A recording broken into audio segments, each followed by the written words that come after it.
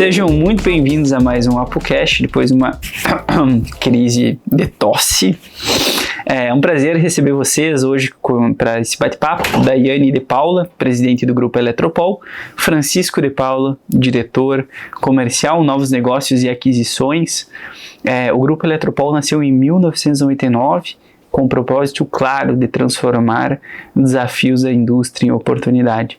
Hoje, com 25 anos de história, a empresa é referência em bandejamentos, painéis elétricos e comércios de aço, com 4 unidades Fabris em regiões estratégicas do Brasil. Sejam muito bem-vindos ao bate-papo.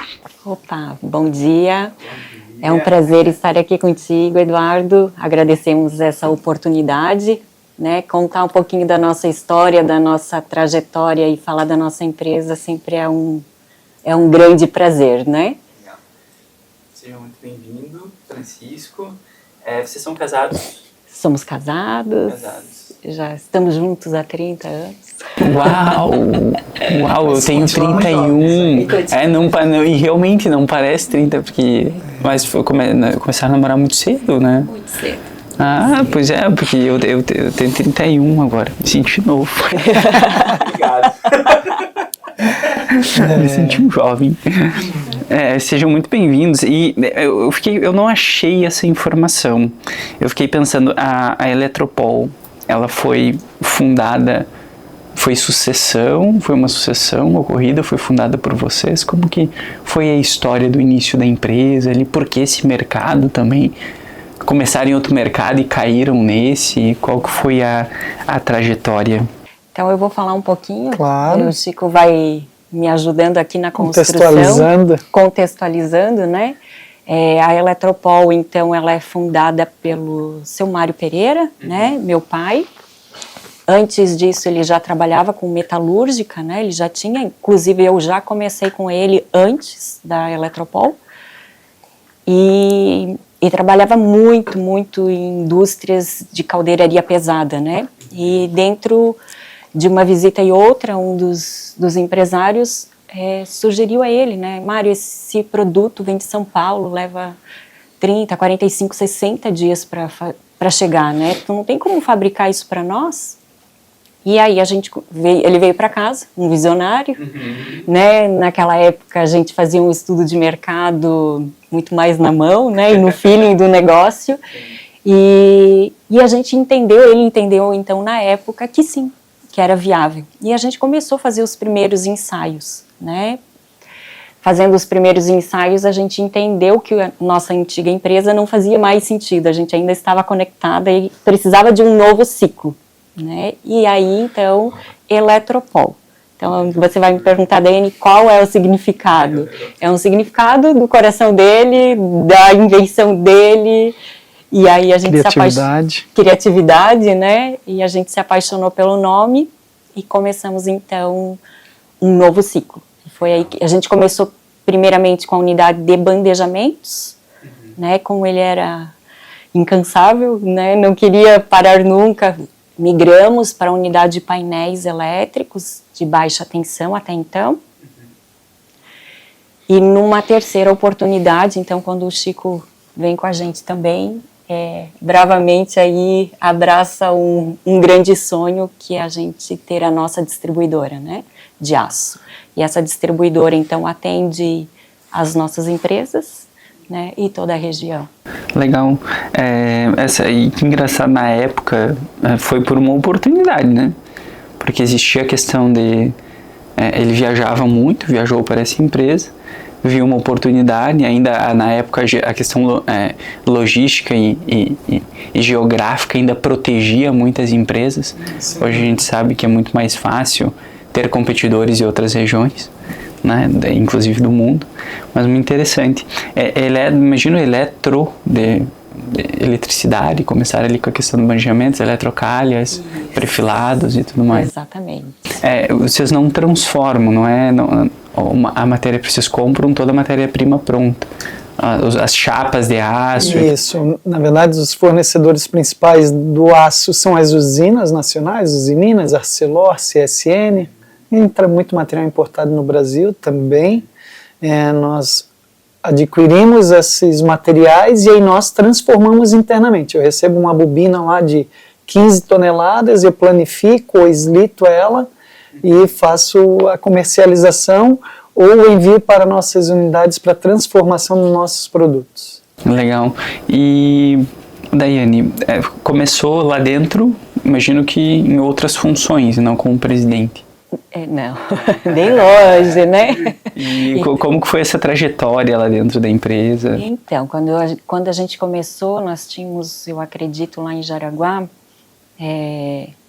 8 colaboradores, e eu era uma das, né? Eu era secretária, então, fazia esse papel, até que a nossa gerente administrativa, por algum motivo, ela precisou sair, e na época nós não tínhamos ninguém em vista. Então, foi rápido a saída dela, né, por causas pessoais, e aí não tinha que ser eu. Então eu falei, deixa comigo que eu vou aprender, se é para aprender, vamos aprender. É uma família de empresários, né, meu pai tem uma família de empresários, então os irmãos, as irmãs também, né, são do negócio, e é onde eu busquei bastante apoio, e a gente vai perguntando, batendo na porta de um, de outro, né? E aí foi aí que eu me inseri, realmente comecei a atuar, indo muito mais para a área administrativa financeira. Legal. Eu tinha 20 mil metros quadrados. É um dado que a gente achou aqui, que hoje a empresa, né, conta com mais de 20 mil metros quadrados de estrutura, imagino, com a soma das unidades. Né? Não, hoje estamos próximo dos 30 mil metros quadrados, um pouquinho mais. Né? As maiores estão em Corupá, onde é a nossa base. Os 3 principais negócios, as matrizes estão aqui. E aí temos uma unidade industrial ainda em Cabo. E CDs em São Paulo e no oeste aqui de Santa Catarina. Chapecó, maravilhosa. Saiu muita gente boa de lá. E como que foi? Porque imagino diversos desafios que vocês conseguiram acompanhar até por estar tão próximo desde o início da empresa. Essa questão da migração para outros produtos. Foi uma necessidade também de clientes que ergueram a mão e falaram, quadros de baixa tensão, QGs e tudo mais, para nós a gente precisa, ou como que foi a entrada nesses mercados específicos? Bom, muito a sinergia do próprio negócio que vai gerando, né? Onde nós estamos nos instaladores elétricos, nas revendas, gera um produto necessário para eles de prateleira. Então, você tem um mercado e as oportunidades vão aparecendo. O seu Mário enxergava isso com muita facilidade. E nós iniciamos a unidade de painéis elétricos por volta de 2010, 2011, 2009, 2010, mas já era uma visão dele lá no início, em 2002, 2003, muitos anos antes, mas aí por falta de pessoas, de mão de obra, necessidade de capital para investimento, né? Sempre nascendo assim as coisas com muita batalha, com muita luta, com muita coragem. E foi onde nós enxergamos, onde ele enxergou a primeira grande oportunidade da ampliação do negócio. Ele tinha muito desejo de alcançar o Brasil e alcançar o mundo, e ter produtos escaláveis. O bandejamento elétrico foi um produto escalável e abriu muitas oportunidades para nós, e onde o painel elétrico já vem nessa toada, dentro do negócio elétrico, mas um segmento um pouco mais engenheirado, um pouco mais responsável. Então, o leque de oportunidades ele vai se abrindo quando está no mercado. Legal. E tu compartilha do mesmo público-alvo, né? Exatamente. Tu tem várias oportunidades ali. Essa questão dos painéis elétricos, tu falou mais engenheirados, com mais responsabilidade. A questão das eletrocalhas é um mercado de uma porta de entrada mais fácil, assim? Existem muitos concorrentes pequenos que acabam incomodando. É um mercado muito amplo. Muito mais amplo. Muito amplo. De eletrocalhas, em todos os sentidos, seja para concorrentes, seja para mercado e ampliação. Como não é um produto normatizado, a facilidade de novos entrantes ou de qualquer produto é muito simples. Não é normatizado. Não é normatizado. A calha não. Painel sim.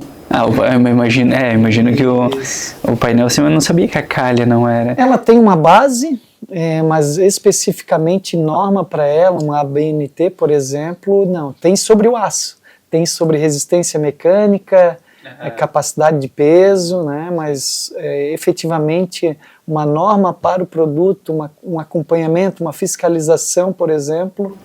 E deveria ter, né? Porque aí entra, a gente começou a reforma aqui, daí eu falei, trabalhei com obra, né? O mestre de obra aqui entrou em ação, né? Vamos comprar as coisas para reduzir aquela velha, né? Reduzir custo.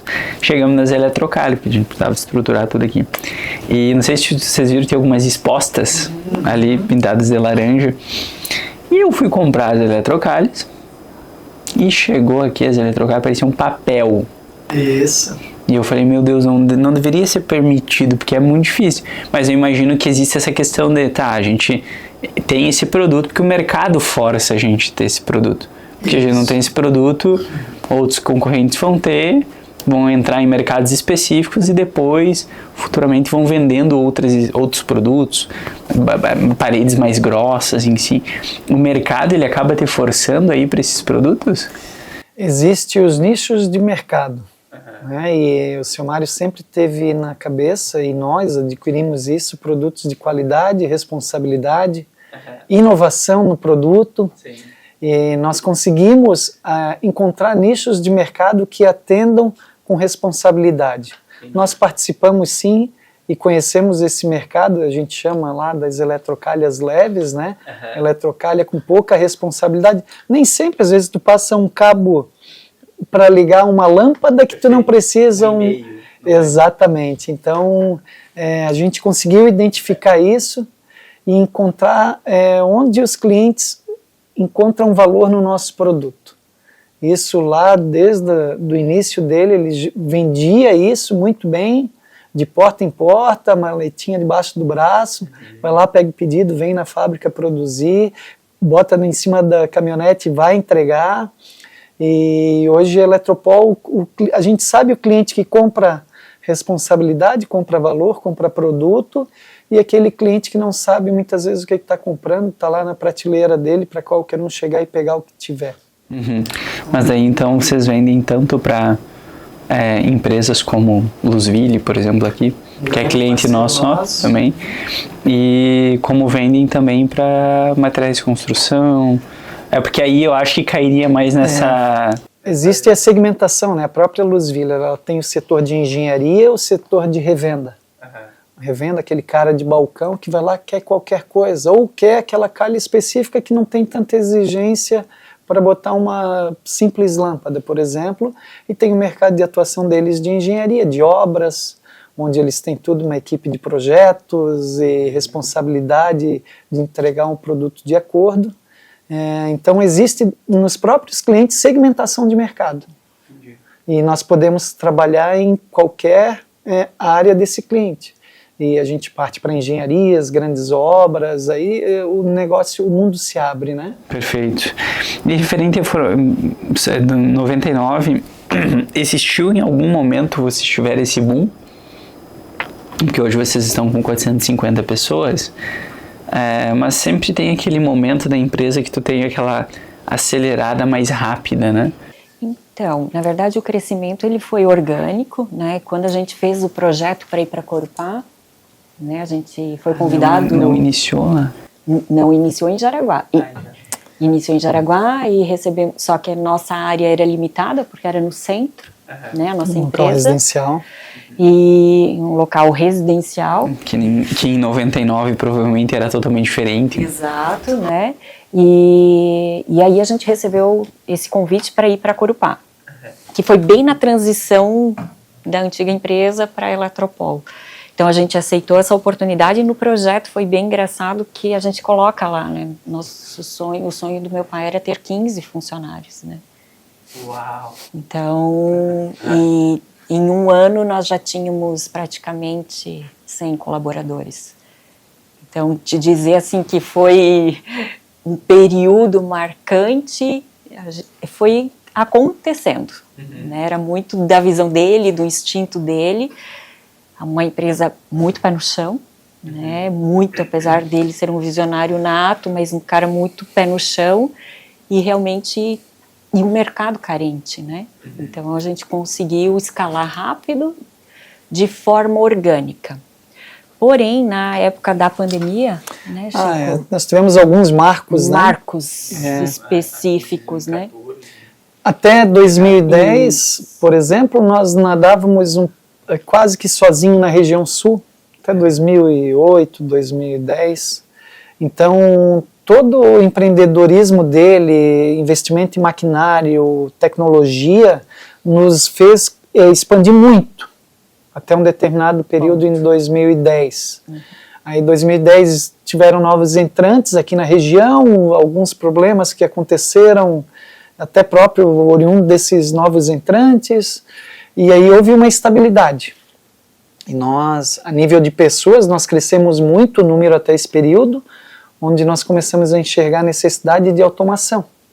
Nós chegamos a ter quase 350 colaboradores em uma única unidade, até esse período. E aí é onde a gente investiu muito em automação, naquele período muito oriundo da cabeça do seu Mário.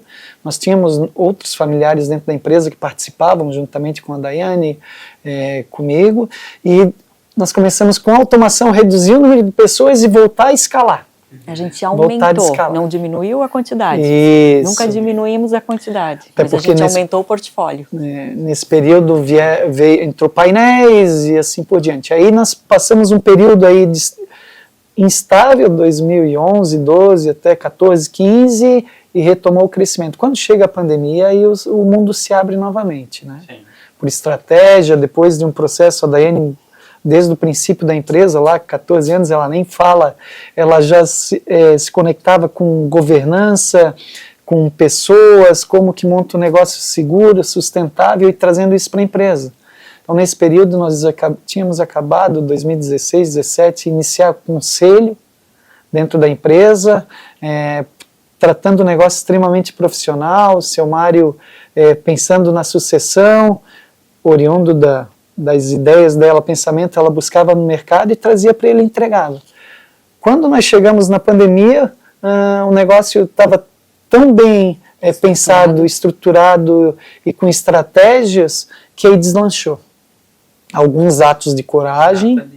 Na pandemia, a gente, assim, houve um crescimento a nível de inflação, de preço de produto, e dali para trás nós nunca mais, dali para frente nós não retornamos, né?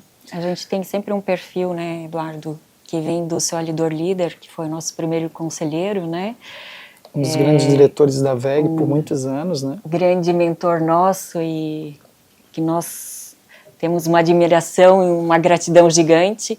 Ele sempre falava, né, estruturar para crescer. Então, nessa pegada a gente veio fazendo.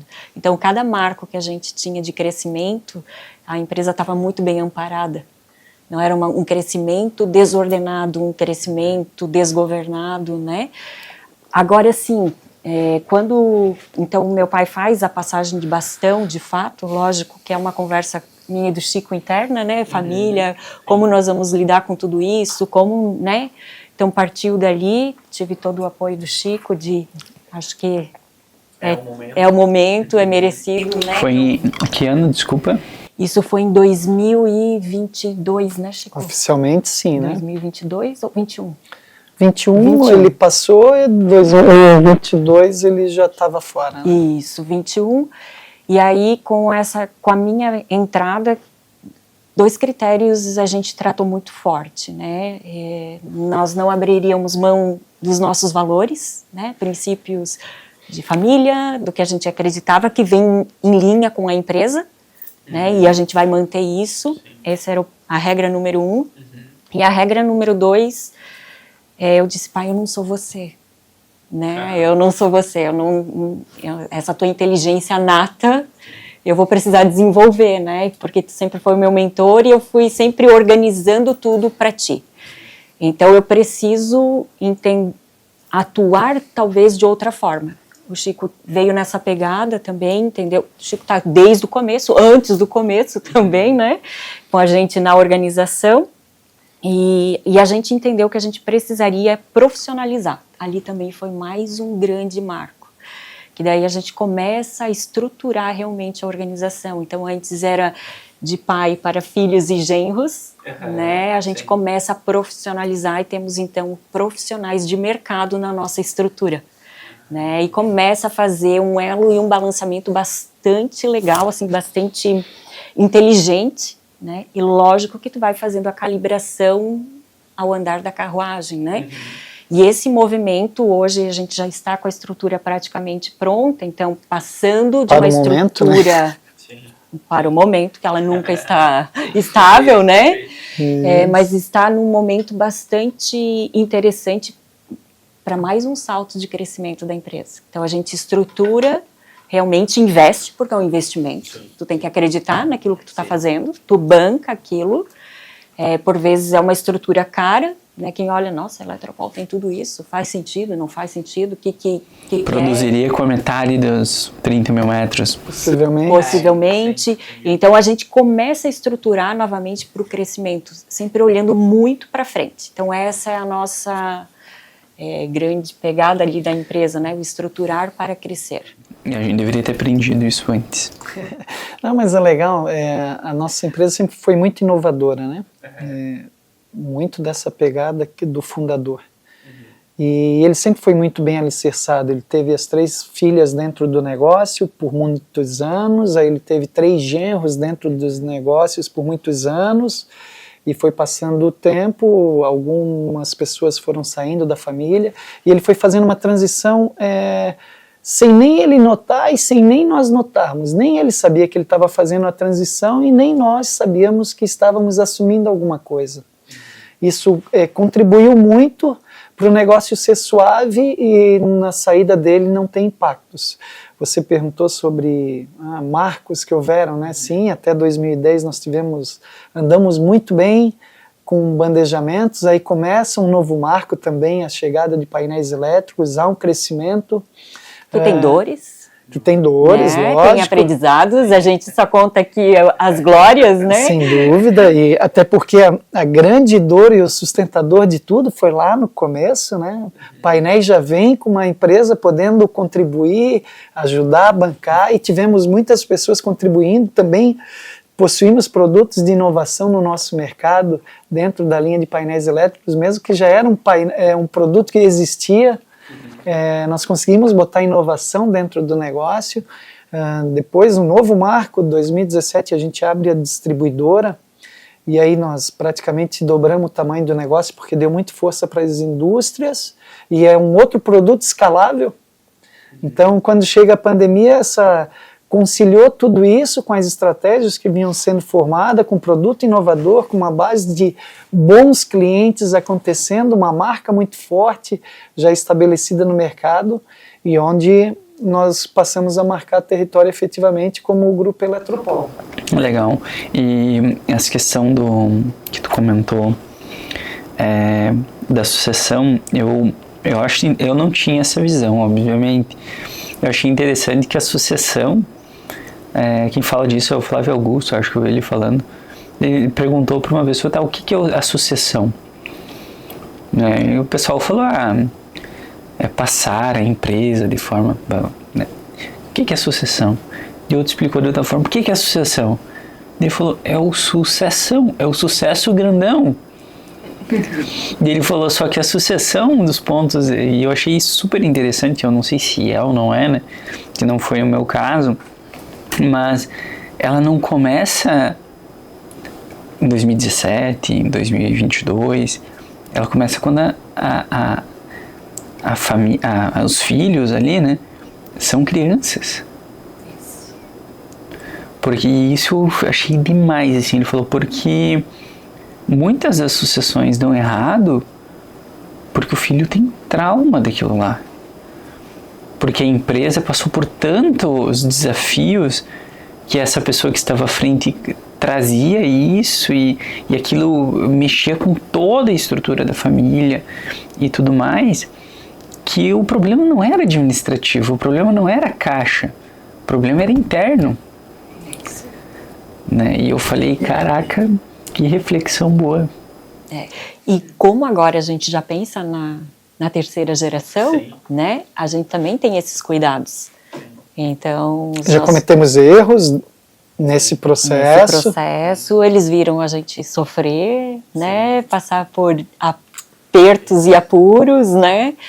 E por vezes não é isso que a gente quer, mas à medida que também eles vão crescendo, vão amadurecendo, como eles viveram lá, eles nasceram com a roupa da Eletropaulo, um pouco na época o uniforme do pai, né, e outro momento o uniforme da empresa, né, já nasceram dentro da empresa. A gente ama o que faz, né, então obviamente nasceram já no Bebê Conforto, iam para a organização e lá passavam de mão em mão e cada um ia fazendo um pouquinho. E passa realmente, Eduardo, por essas fases, mas eles veem o amor maior prevalece, entende? Porque a gente não vive só de luz, né? A gente tem períodos tensos, e isso também é bom para eles amadurecerem, que a vida é assim mesmo, e que resiliência, que inteligência emocional que você tem para lidar com tudo isso. Eu não posso te dizer que eu vou evitar teus problemas, meus filhos. Problemas vocês vão ter, aqui, ali, lá, onde vocês estiverem. Agora, que maturidade, que resiliência, o que vocês fazem para? Então a gente está trazendo muito mais essa pegada, porque ele estava entrando nessa coisa, Deus me livre, né? Eu não vou lá sofrer, eu que não quero isso. 7, 8 da noite na empresa, 10. Chega tarde, por que o pai está chegando tão tarde? O que a mãe tem, não sei o quê? Essas dúvidas, eu não quero isso para mim. Ok, neste momento sim. Né? Neste momento, sim. E aí a gente começa a falar dos lados positivos, né? E não só falar. O exemplo né? arrasta. Sim, eu fiquei super curioso. Quantos anos tem os seus filhos? Nós temos um menino de 17 anos, o Zion, e uma menina de 14, a Kayla. Nomes bem comuns, né? Pois é. Zion e Kayla. Nomes diferentes. A gente tende a também buscar alguns nomes diferentes, mas porque pra mim agora, eu estou nessa aventura, né? Eu fico pensando, quais são as conversas, como vocês lidam com isso com eles, assim? Fiquei curioso, porque pra mim vai ser um desafio também. Num primeiro momento, né, Chico, a gente foi muito pelo intuitivo e pelo lúdico. Levar a bicicleta, levar os brinquedos, brinquem lá tinha espaço, né? A gente saía o horário de expediente, o meu pai pegava eles, o Chico com a empilhadeira, andava, colocava em cima da máquina, era legal, era divertido. Né? Então a gente tentou ir mostrando um pouco disso. Vai lá brincar no barro, daqui a pouco você volta. Essas situações mais lúdicas, né? À medida que eles foram crescendo, a gente foi mostrando um pouco mais de responsabilidade, até porque quando você tem uma condição, você também tem que pôr limites, né? Então você tem um limite. Mas por quê? Não é só passar o cartão? Não, sim. Você tem quanto no seu cartão? O que você tem aqui? E trazendo um pouco essa maturidade, né? Tão longe de... É todo dia, né? O ensinamento todo dia, não é assim a mil maravilhas, mas resumindo é isso. E agora na fase que eles estão, é uma fase muito legal, porque eles ficam atentos. Né? O Zion, por exemplo, está indo para o terceirão. E aí? E o próximo passo? Né? Então a gente está muito no papel de apoiador, né? A gente não sem pressão no que querem fazer, sem pressão no que querem, porém a gente também traz um pouco de responsabilidade. Então de férias legal, mas tem que ir para a empresa 2 dias na semana. Poxa, minhas férias, porque não é justo, porque não sei o quê. 2 dias na semana vocês vão para a empresa com a gente. Eu vou ter muita dificuldade com isso. Porque eu sou muito... A Lari fala que... A Lari, minha esposa, fala... A Cecília fala, tu já se derrete todo.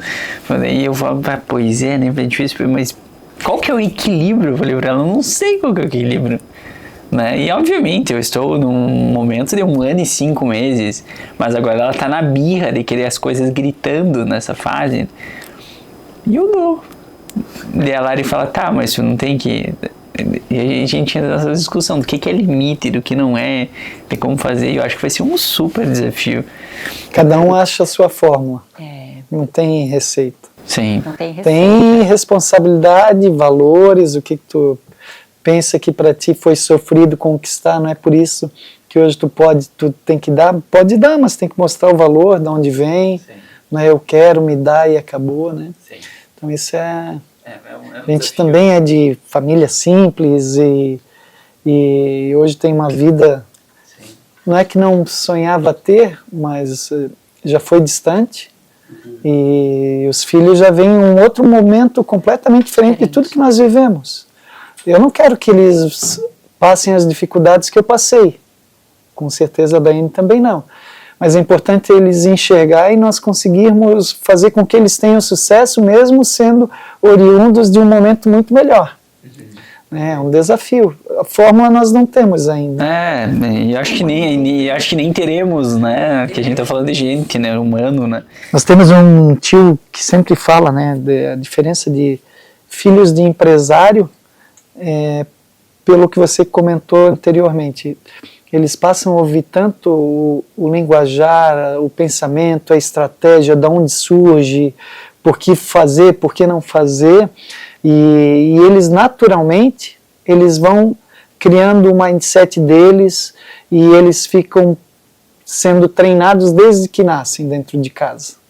Então a informação positiva, você não criticar o teu próprio negócio, que tu tem lá um problema com uma pessoa, num dia tu chega em casa, pô, aquele cara, a gente procurou evitar, né? Depois de um período a gente entendeu que eles estavam prestando atenção. Isso faz sentido e a gente vai treinando eles, aqui é um centro de educação também, né? E a gente vai treinando eles desde criança e naturalmente eles vão sendo preparados para o negócio, seja para o nosso negócio, que é um negócio de família, não é da Daiane somente, não é somente nosso.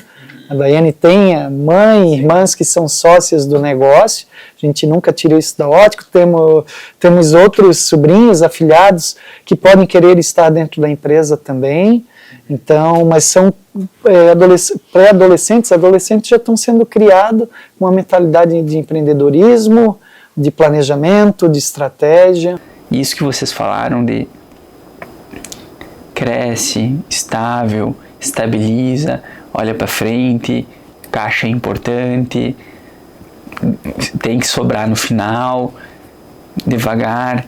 Isso é fantástico, assim, e é uma das coisas que eu demorei, e eu digo que agora eu estou aprendendo muito por ter essa oportunidade maravilhosa de conversar com pessoas como vocês. Sabe o que faz esse crescimento, Eduardo? É tendo os diferentes, né? Meu pai, um visionário nato. O Chico, se fosse filho, não seria tão parecido.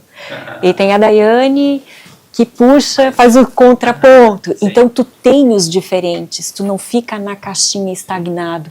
E aí sim, né? Aí tu tem que tirar aquele teu papel, aquela tua armadura e olhar realmente para o negócio, né? De dizer, o que é bom para o negócio? Eu sou um estilo muito conservadora, né?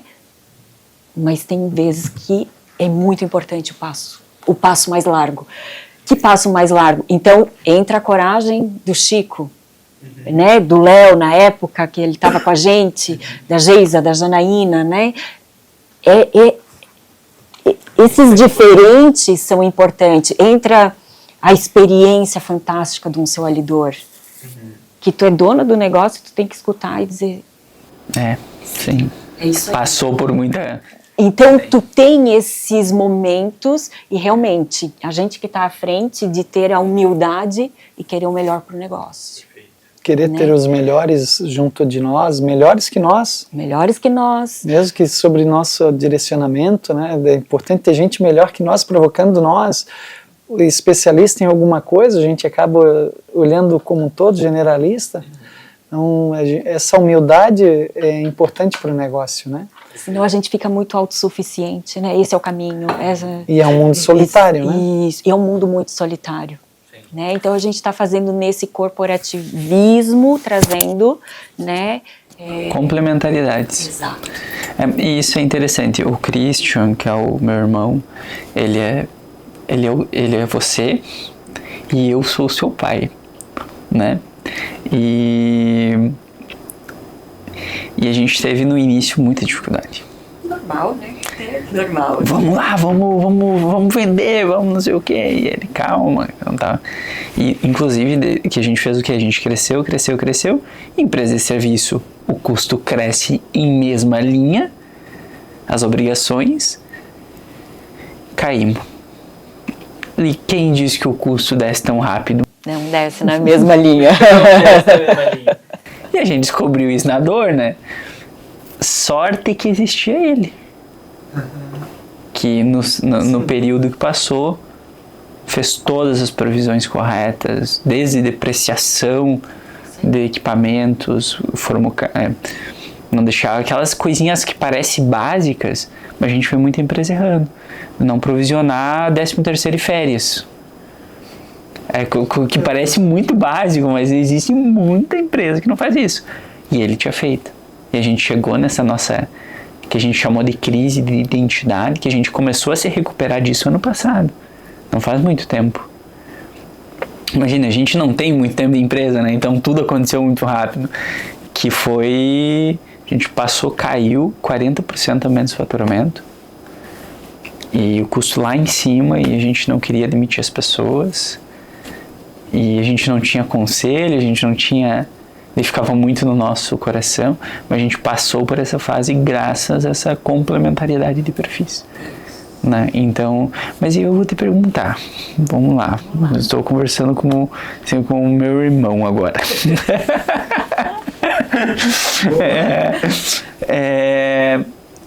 Sem as brigas. Sem farpas. Não, mas a gente não briga, isso é incrível. Quando era pequeno a gente saía na porrada direto, assim, mas hoje não. E como que tu diz que um projeto de expansão ele é bom ou não? No teu olhar financeiro. Por exemplo, vamos usar, a gente quer expandir para São Paulo. O que tu olha nesse sentido da expansão para São Paulo que fala, não, é um momento? Entendo que a gente tem muitas essas discussões. Todo mundo, quando a gente investiu na sede, a gente, na parte de serviço, a gente entendeu que a empresa tem que estar pronta. A empresa tem que ter passado por algumas coisas para contratar a gente, porque senão vai dar BO. A gente já entendeu isso. E a gente falou, São Paulo é um mercado muito mais maduro para a empresa de serviço. E a gente discutiu. A gente investiu 1,5 milhão na sede, 1 milhão e pouco.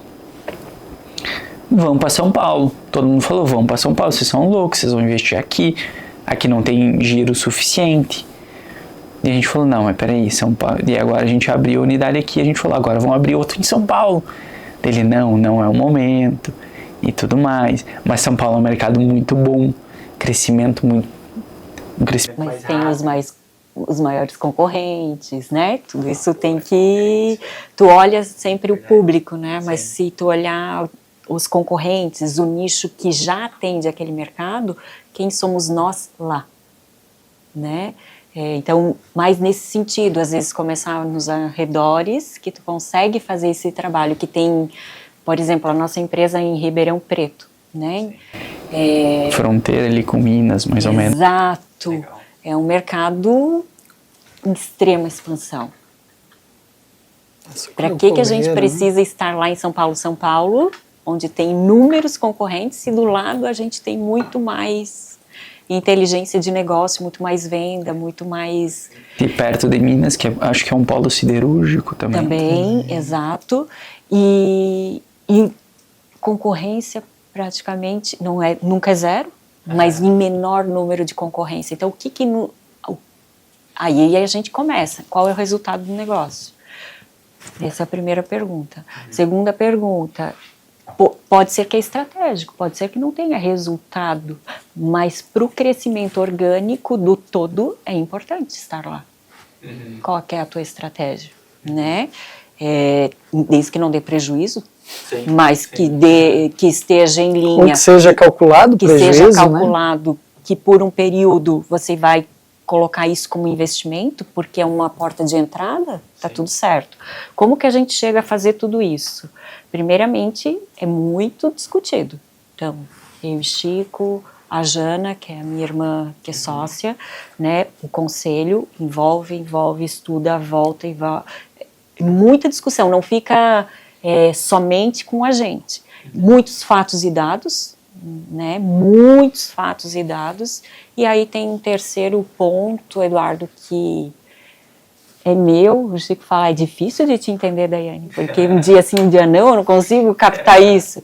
Aí vem muito uma questão de sensibilidade. A hora que bate no coração, eu não consigo explicar em palavras e nem em números. É isso, vão para cima. A hora que desce meio torto, eu não consigo te explicar porque é algo muito meu, né? Talvez todos tenham a sua particularidade, mas tu me perguntou, Daiane. Sim, perfeito. Então eu tenho muito isso. Isso daqui tá torto. Eu não consigo justificar ainda por quê, mas alguma coisa não bate. E eu procuro respeitar muito isso. E, claro, entregar fatos e dados, porque eu não posso chegar lá e dizer, olha, gente, meu coração falou que não, né? Não funciona. Sim. Eu procuro entender aonde está esbarrando para trazer o contexto do negócio. Então, meu pai comprou uma máquina na Itália. Assinou um guardanapo. E ele me mandou uma foto. Um projeto de milhões. Eu falei, agora, cara, né? Na Itália, eu falei, o que nós vamos fazer? Né? Então eu falei, pai, tu tem certeza que é isso, filha? Isso daqui vai garantir o futuro do nosso negócio. Quando ele falou isso, aquilo me desceu tão bem. Eu falei, deixa comigo. Deixa comigo. O resto eu faço, eu vou dar um jeito. Filha, tu acha que a gente consegue? Conseguimos. Fecha aí, agora que tu assinou o guardanapo, assina o projeto correto. E assim foi, né? Então a gente tem muito isso. O Chico também tem muito essa parte da intuição. Eu tenho. A gente veio fazendo as coisas. Quando nós fizemos muito grande de largada, a gente sofreu muito. E às vezes não tem volta, né?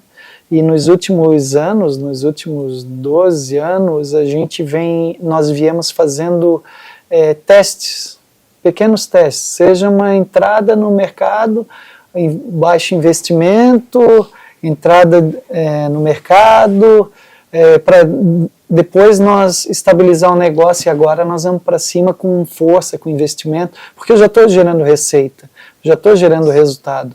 Então nós não saímos assim, vou botar uma estrutura dessa agora aqui lá em São Paulo, investir mais tantos milhões, contratar mais quantas centenas de pessoas. Então isso é algo que a gente mede hoje. Nordeste.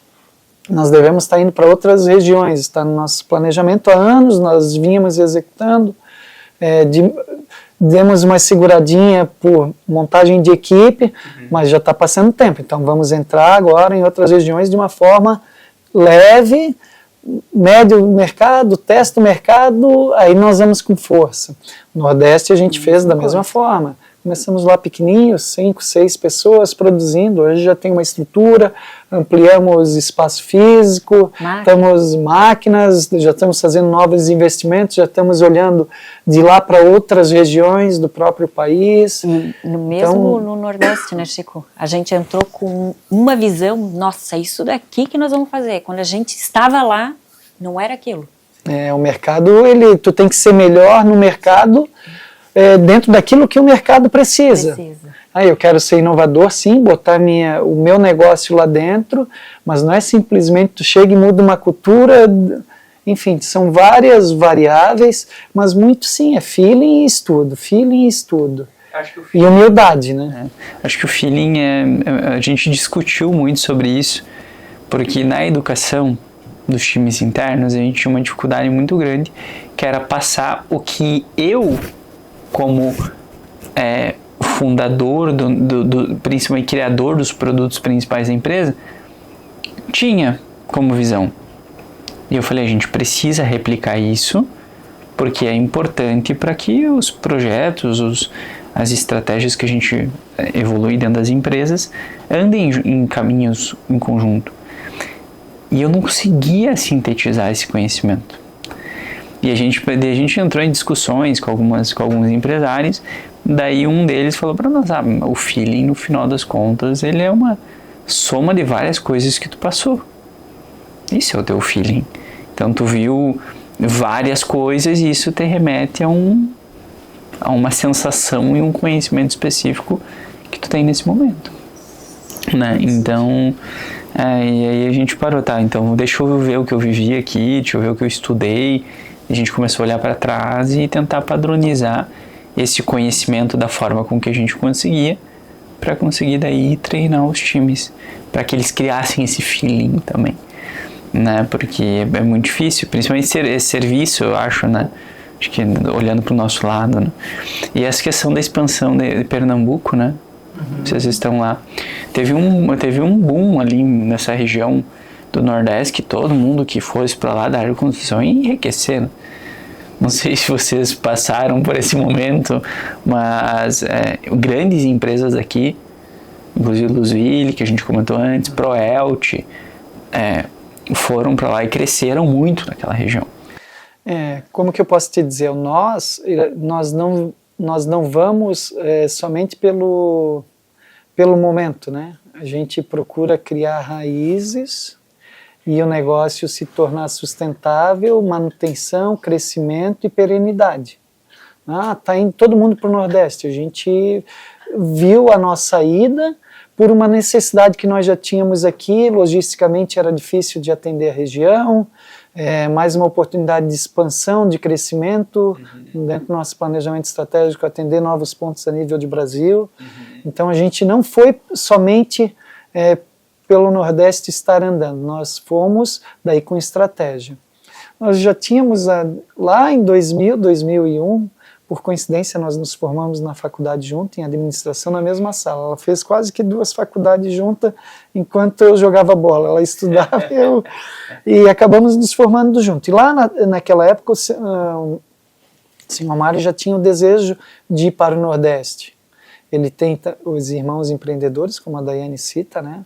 Um proprietário da Real Vidros, uma das maiores distribuidoras de vidro da América Latina, Metalnox e assim por diante. Outro tinha um serviço de logística, aí também era uma das maiores da região, e eles incentivavam ele a ir para lá também. Então, nosso projeto da faculdade inicialmente foi ir para lá em 2001. Nós não conseguimos finalizar o projeto. Nosso TCC foi em cima disso. Isso, nosso projeto da faculdade, da expansão para lá.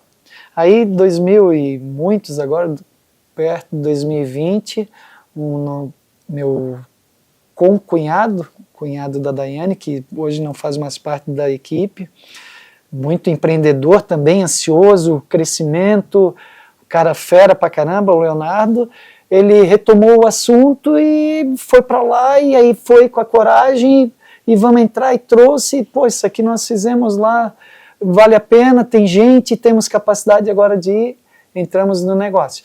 Mas já era uma necessidade nossa aqui. Então nós geramos uma necessidade e aproveitamos a oportunidade. Nós geramos porque nós vendíamos daqui a Luzville e vende lá. Então eu tinha que entregar o produto da Luzville lá em Pernambuco, por exemplo, lá na Bahia, lá em João Pessoa. E hoje, por que não estarmos lá? Então a gente gera necessidade por feeling, por números, por dados e fatos e aproveita a oportunidade. Então assim a gente vai fazendo a formatação do nosso negócio. Né? Legal. E isso vira um centro de custo separado? Quando vocês fazem essa questão, vamos montar a unidade em Pernambuco. Sim. A gente olha, sempre parte do grupo, por unidade de negócio, então ela entra dentro da bandejamentos e a gente vai segregando, daí, e ela é um centro de custos separado. O CNPJ totalmente à parte, e lá na última linha tem que fechar. Tem que fechar. É lógico que se utiliza do corporativo para diluição de custos, né? Isso é a força, e cada vez mais a Daiane está trabalhando em cima disso para nosso centro de serviço compartilhado lá, ele não crescer na mesma necessidade do crescimento fabril e dos negócios, né? Porque a equipe está sendo formada ali, ou já está ali, e agora é diluir isso com inteligência artificial, com menos número de pessoas, mais processos melhores estabelecidos, né? Automatizado. Isso. Eu acho que o grande crescimento dos grupos ele se torna quando tu consegue ter um centro de serviço compartilhado, diluindo custo, não agregando custo. Sim. Ele tem que ser um diluidor de custos. Ou o crescimento e estabilizar pelo menos o custo ali, né? Exato. E não é simples, eu apoio tudo, mas tem dia que, pô, mas não sei o que, mas não sei o que. Pô, daqui um pouco a nossa equipe indireto está quase do tamanho do produtivo e vira uma briga, né? Em todo lugar deve ser assim, mas é a necessidade de estruturar para crescer, não tem? Sim, nós exatamente a nossa briga. Esse dia a gente parou para discutir e falou, cara, nosso administrativo é muito grande. Daí a gente entrou, não, peraí, então vamos ver o que a gente pode ajustar. Não tem o que ajustar, olhando pelo que a gente quer. Na verdade, precisava contratar mais. Daí eu falei, meu Deus, o que a gente faria? Tomar decisão difícil, né? Não é tão simples. E vocês têm isso, eu falei, eu aproveito para aprender aqui, tá?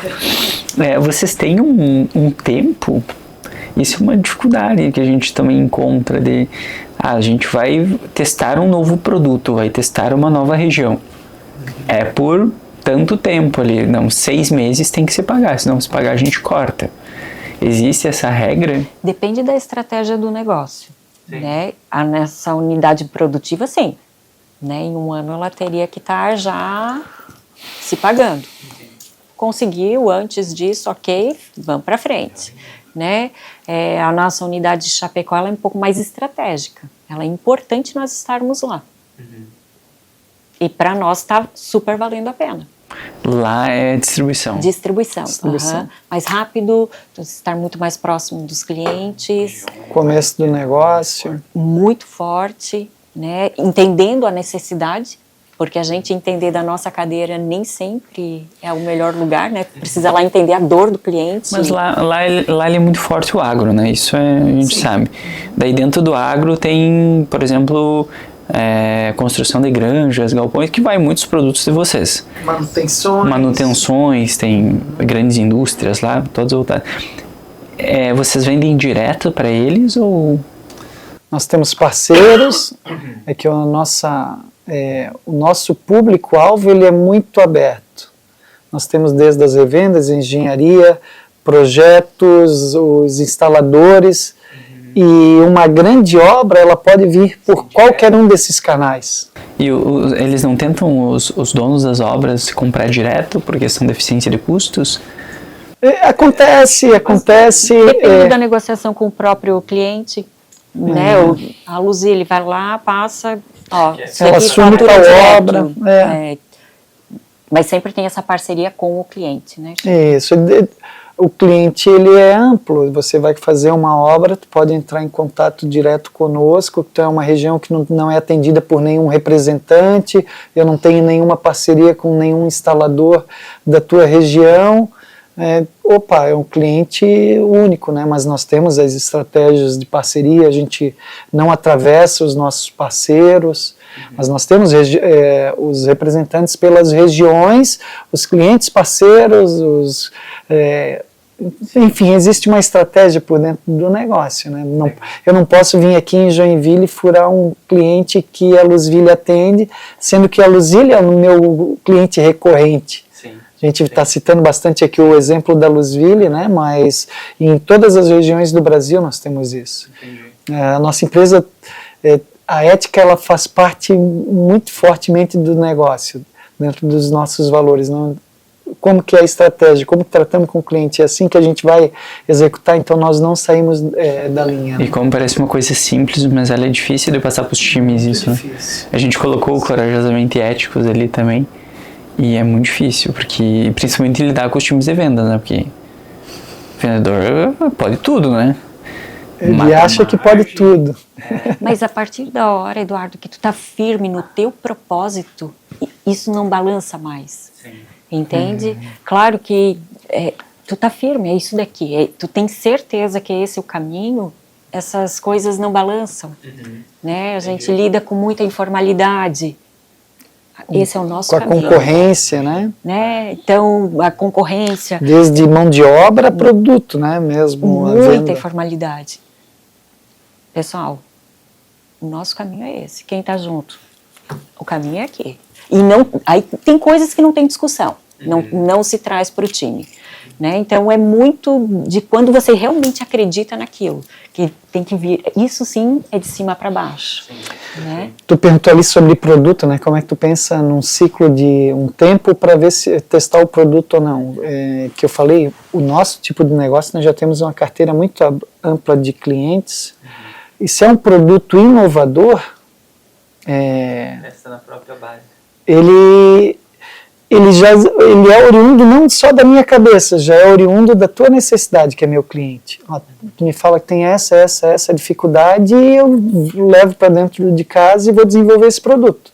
Então não é só o teu pensamento, eu vou pedir o pensamento dele, dela e de vários outros.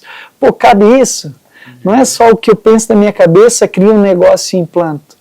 Existe uma necessidade de algo e a gente traz para o estudo da equipe para realizar.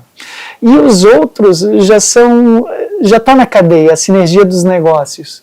Eu tenho certeza que eu vou botar e ele já vai comprar. Agora, o quanto isso vai ser um produto de estoque, vai ser um produto especial, é uma outra situação, uma outra avaliação. Para os nossos negócios, que é indústria, manufatura, é transformação, né? A nível de serviço, ele pode ter um outro entendimento que eu não saberia te dizer prazos para testar produto e assim por diante. A gente segue a regra básica, até onde a gente está disposto a assumir o risco, né? Então vai até onde o teu estômago aguenta. Então hoje a gente tem um pé muito mais no chão de não arriscar tanto.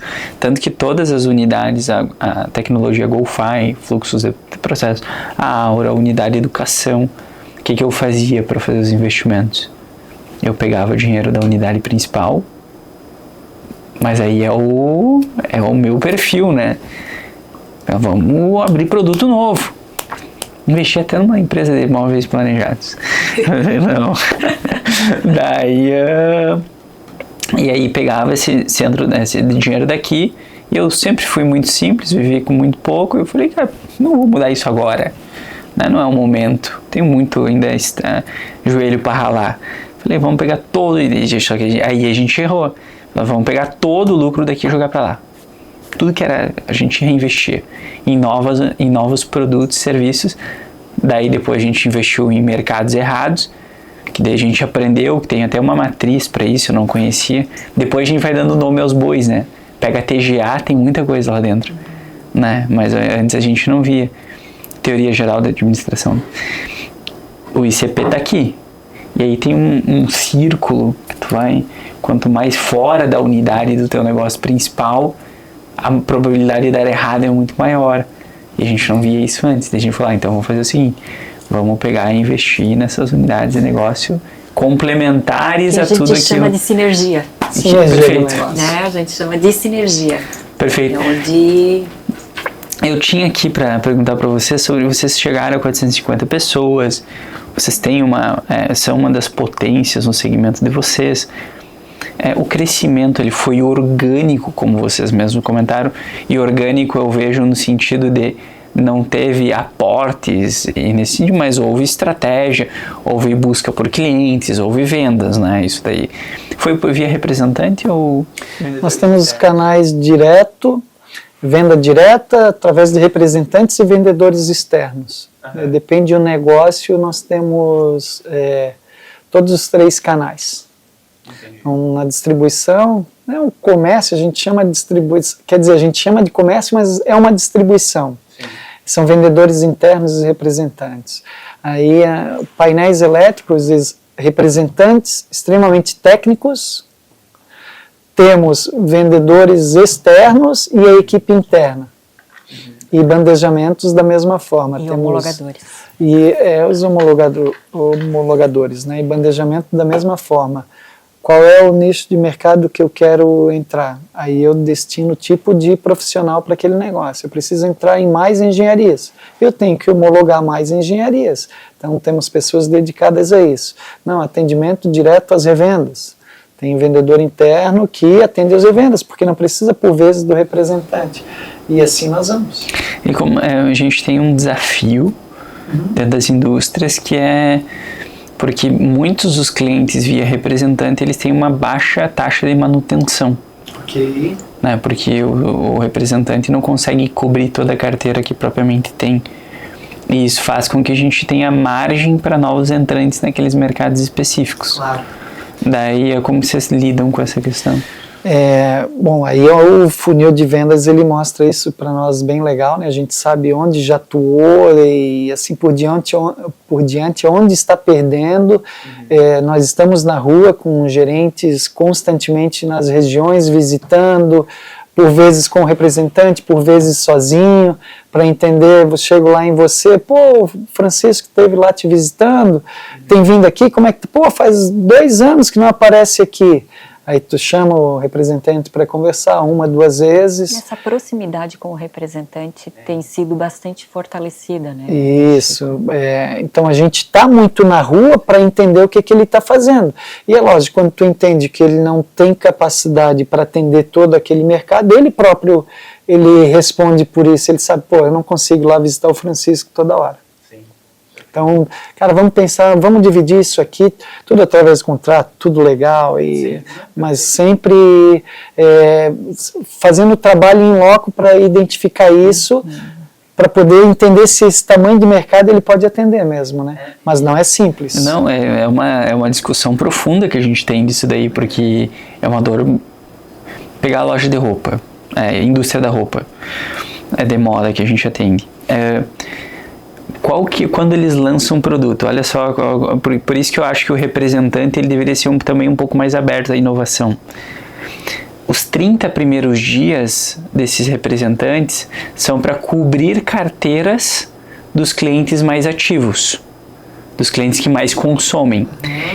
Depois desses 30 dias, separa-se mais uma safra de tempo para buscar novos clientes, atender novas regiões e tudo mais. E assim segue o fluxo. E aí eu provoquei um pessoal. Eu falei, tá, peraí.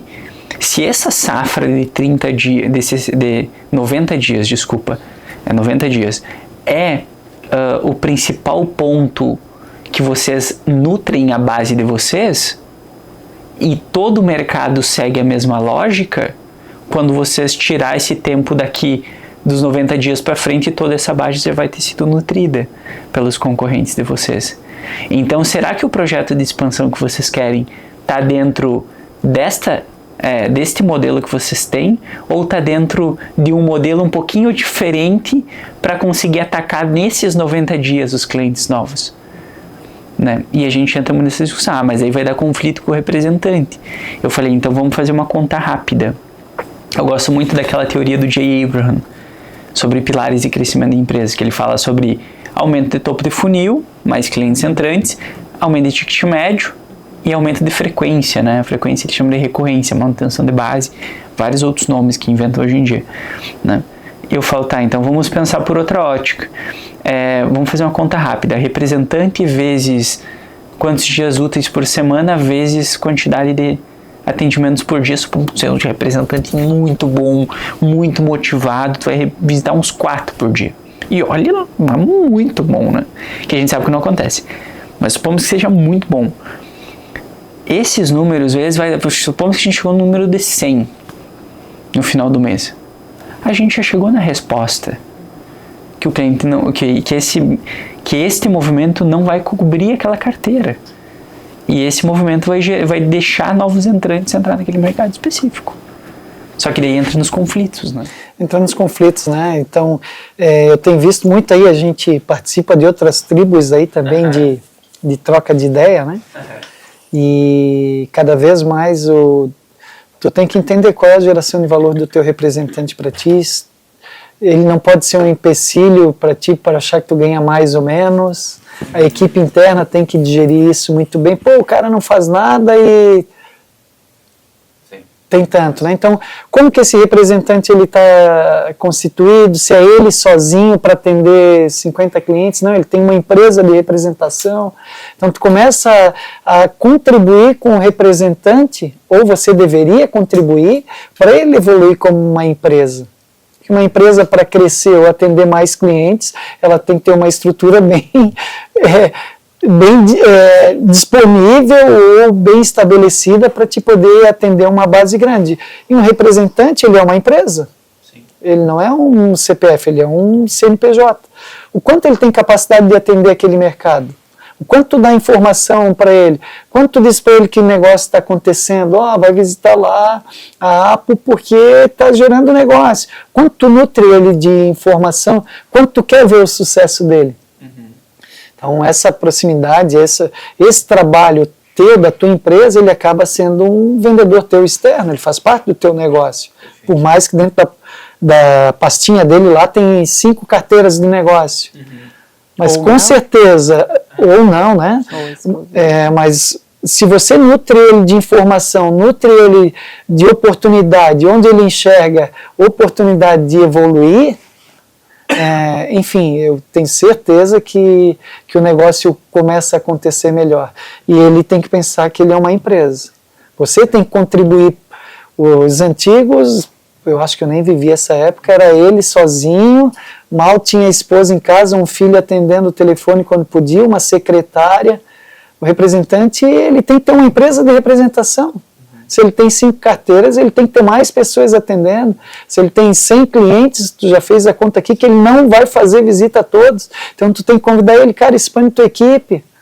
Né? Então tu começa a contribuir com a educação empresarial para que ele possa evoluir. Né? O que mais a gente faz é pensar, né?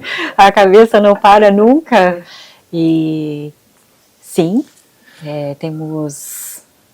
somos bastante otimistas, acreditamos muito, né, no nosso negócio, no nosso crescimento orgânico, no potencial de mercado que nós temos a nível de Brasil e de mundo. Esse crescimento ele precisa ser orgânico, não pode ser escalado de forma do dia para a noite. De galinha, né?